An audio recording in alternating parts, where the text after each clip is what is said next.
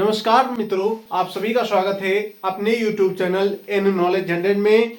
आज आप सभी से बात करने वाले हैं ग्राम प्रधान की जेन्युइन जानकारी जो हमारी वेबसाइट पे ग्राम पंचायती पे यहाँ पे आती रहती हैं। वो जानकारी आपको बताएंगे कि किस तरीके से ग्राम प्रधान चुनाव 2026 होने वाले हैं, नए नियम क्या यहाँ पे 2026 के बनाए गए हैं और बदलाव क्या लाए गए हैं, इसी के साथ में नए अपडेट भी क्या क्या आ गए हैं। और दोस्तों, जो विवाद चल रहे हैं सीटों को लेकर के, आरक्षण को लेकर के, मतदाता सूची को लेकर के, इन सभी बातों पे हम चर्चा करेंगे। अब दोस्त, बात आती है क्या क्या बातें हम चर्चा करेंगे। चुनाव 2026 की समय सारणी, हम समय सारणी को देखेंगे कब चुनाव यहाँ पे होंगे और किस समय से 2026 में जो पंचायती चुनाव आपके होने वाले हैं इन पे कब से काम चलाया जा रहा है। अब दोस्त, आगे आता है प्रमुख बदलाव।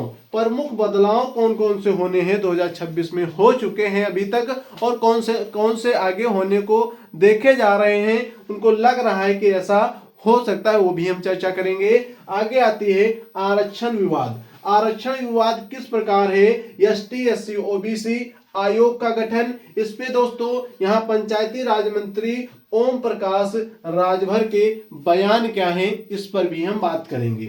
आगे आएंगे लास्ट में आपकी योग्यताएं अपडेट। ग्राम प्रधान बनने के लिए क्या योग्यताओं पे कोई अपडेट आया है, किस प्रकार से यहाँ पे ग्राम प्रधान के लिए योग्यताएं रहती हैं कि एक ग्राम प्रधान ही यहाँ पे आता है जो यहाँ पे एक सीईओ तौर पे यहाँ पे ग्राम सभा का विकास कार्य देखता है और बहुत सारी चीजें यहाँ पे कार्य करता है, जिस तरीके से ग्राम सभा का एक विकास हो पाता है। अब दोस्त, बात करते हैं चुनाव 2026 की समय सारणी की। तो साथियों, आपको पता होगा यहाँ पे चुनाव का जो कार्य था वो कब से शुरू हो गया था, तो आपको मालूम होना चाहिए जुलाई से है ये काम। जुलाई 2025 से ये आपका कार्य चालू हो गया था।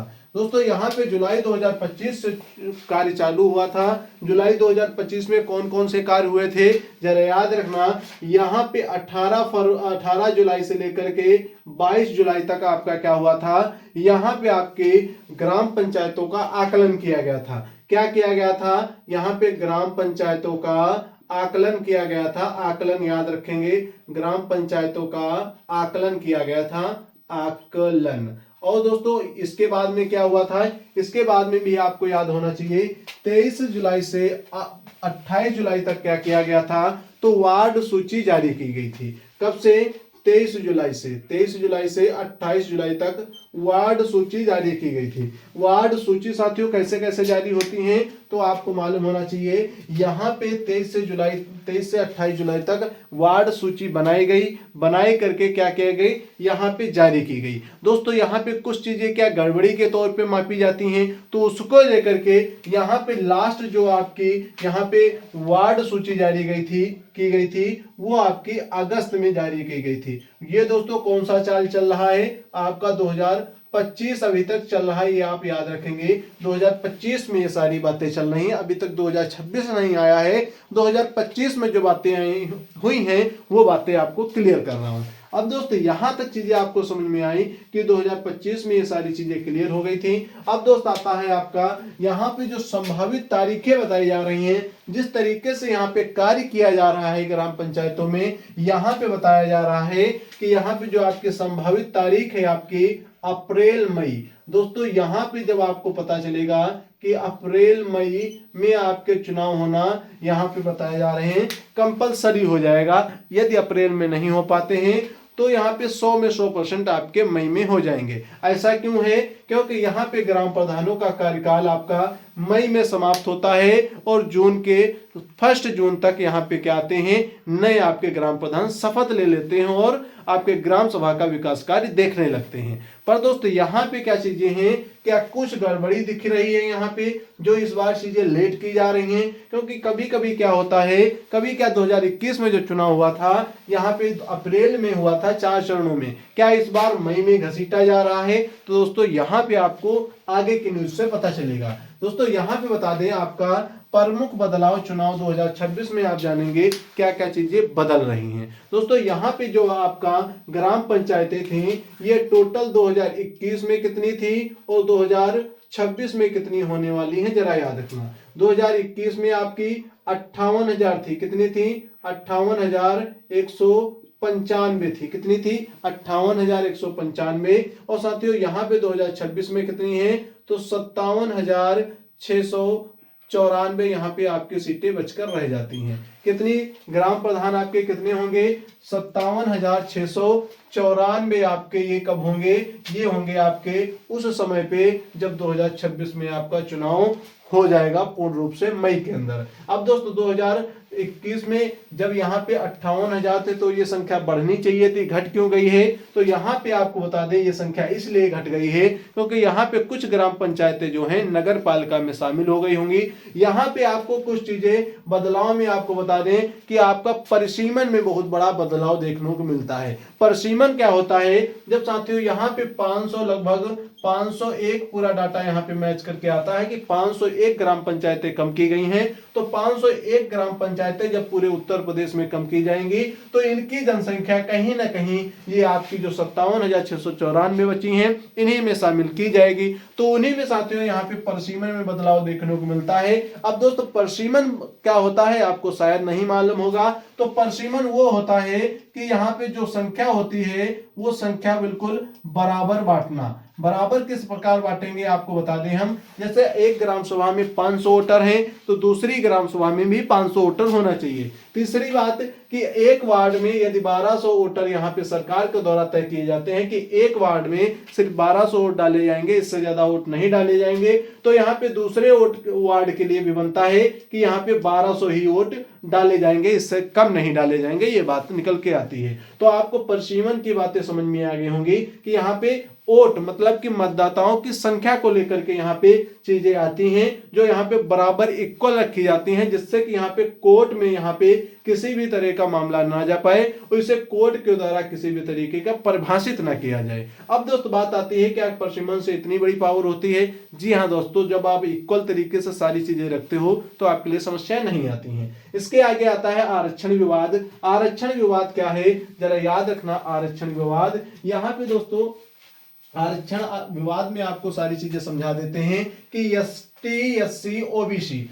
आयोग का गठन, ये साथियों क्या है अभी वेट हो रहा है, मतलब कि इंतजार किया जा रहा है, इसको अभी तक गठन नहीं हुआ है, ये बताया जा रहा है अभी गठित न होकर के लेट हो रहा है। तो इसी को लेकर के जो यहाँ के पंचायती राज मंत्री हैं ओम प्रकाश राजभर ने, इन्होंने बताया है कि ये गठित हो जाएगा और चुनाव आपका जो है जो आपका संभावित समय है उसी समय में होगा, मतलब कि आपका अप्रैल मई में आपका चुनाव हो जाएगा। पर दोस्तों क्या यहाँ पे तारीखें टलने की बात होती है? तो दोस्तों जी हाँ, यहाँ पे जब अभी तक आयोग गठित नहीं हुआ है तो इसी का विवाद है क्या यहाँ पे मई जून में चुनाव हो पाएंगे। दूसरी बात निकल के आती है यदि मई जून के अंदर चुनाव हो जाएंगे तो क्या यहाँ पे जो आपका एससी ओबीसी का आयोग है क्या गठित नहीं होगा?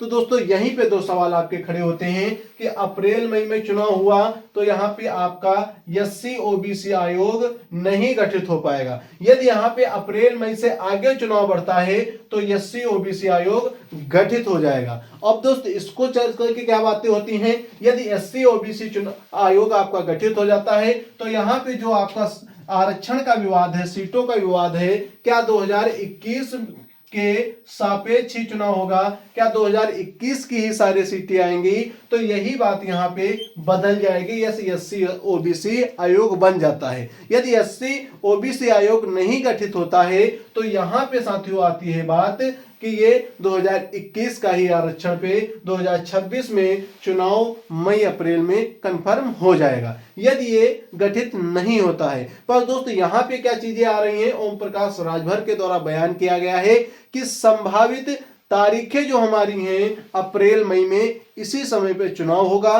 तो आप ये समझ लीजिए कंफर्म है कि आपका जो 2021 का आरक्षण था, सीटों पे आरक्षण लगा था, जिस प्रकार 2021 में सीटें आई थी उसी प्रकार यहाँ पे 2026 में भी सीटें आएंगी, कोई भी बदलाव नहीं होगा। जिस प्रकार से इनका बयान है जो हमारे पंचायती राज मंत्री हैं। अब दोस्तों क्या इस पे बदलाव हुआ है योग्यता अपडेट पे? तो साथियों आपको बता दें योग्यता अपडेट पे क्या क्या बदलाव आए हैं। आपके ग्राम प्रधान बनने के नियमों में आयु और योग्यता। आयु आपकी 21 वर्ष रखी गई है, जो आपकी नामांकन के दिन तक 21 वर्ष हो जाती है तब आप नामांकन करा सकते हो। आगे आती है आपकी बात कि आपका क्या और भी योग्यता बताई जाती है। आपको बता दें यहाँ पे आपके कई जिलों में 8वीं पास जो आपका शिक्षण योग है कि आपको यहाँ पे शिक्षा लेना अनिवार्य था। अभी तक पूरे उत्तर प्रदेश में कहीं पर भी शिक्षा के लिए कोई भी यहाँ पे निर्धारित नहीं चीजें थी, कोई भी यहाँ पे या जो योग्यता के लिए अपडेट के लिए थी ये चीजें नहीं अपडेट हुई थी। पर दोस्तों यहाँ पे जिस तरीके से सरकार के द्वारा बताया जा रहा है कि आपको यहाँ पे क्या करना होगा, 8वीं पास करना होगा। जिस तरीके से सरकार यहाँ पे डिजिटल पंचायत व्यवस्था स्थापित करेगी तो आपको पढ़ा लिखा थोड़ा सा होना चाहिए, इसलिए यहाँ पे आपको 8वीं पास शायद सरकार के द्वारा अनिवार्य कर दिया जाएगा। पर दोस्तों यहाँ पे आपको बता दें 21 वर्ष ये अनिवार्य है, 8वीं पास अभी तक कोई भी ऑफिशियल नोटिस नहीं है, इसलिए आपको चिंता नहीं करनी है। पर साथियों सभी को मैं बता देता हूं कि यहाँ पे आपको 8वीं का पास का सर्टिफिकेट जरूर बनवा लेना है। यदि सरकार ने यहाँ पे अनिवार्य कर दिया तो आप उससे प्लस पॉइंट से आगे बढ़ जाओगे। आगे दोस्तों यदि आपको कोई भी इतनी सारी जानकारियों में ना समझ में आई हो तो सारी चीजें आप कमेंट बॉक्स में बता सकते हो कि आपको क्या चीज नहीं समझ में आई है। यदि आप इससे भी ज्यादा कोई जानकारी रखते हो वो भी आप हमें कमेंट बॉक्स में बता सकते हो। आपको बता दें एक आधिकारिक वेबसाइट होती है, आधिकारिक वेबसाइट पे आप जाकर के यहाँ पे देख सकते हो GPE डॉट आगे आता है UPPRD ये आता है आपका, यहाँ पे RD करके आता है और .in करके आता है। ये आपकी ऑफिशियल नोटिस है। इसको आप चाहे तो अपने गूगल में सर्च कर लीजिए, नहीं सर्च करना है तो हमने आपको डिस्क्रिप्शन में दे दिया है।